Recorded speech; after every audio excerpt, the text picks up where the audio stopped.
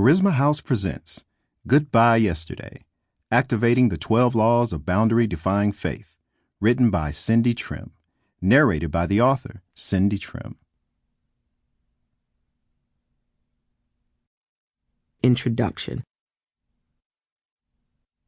We are all at the center of our own narrative, but it's a narrative that changes every time we retell it.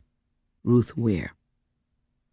There is something that all of us can learn from our life experiences once we interpret them through the lenses of faith.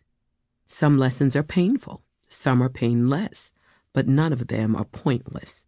The first chapter of the book of Genesis is brilliantly written to help us retell our stories so that we can reframe our lives.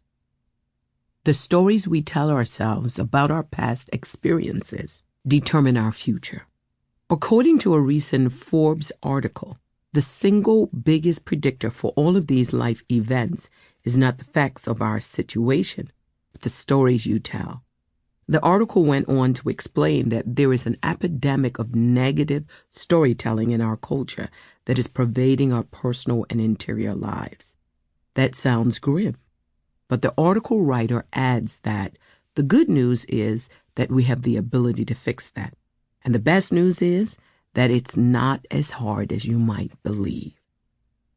Psychologist Kelly McGonigal has observed that a small shift in mindset can trigger a cascade of changes so profound that they test the limits of what seems possible.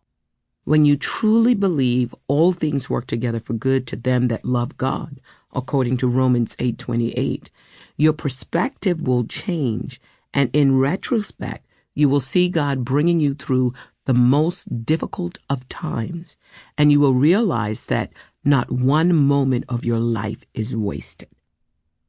What are the words you use to tell your story?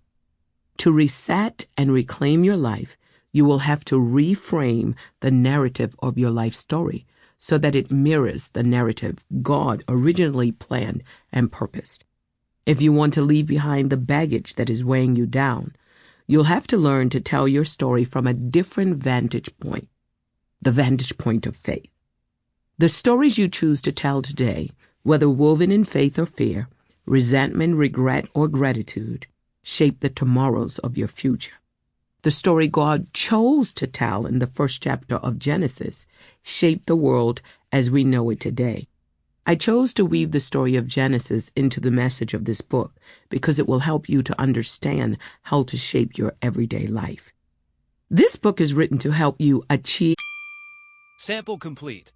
Ready to continue?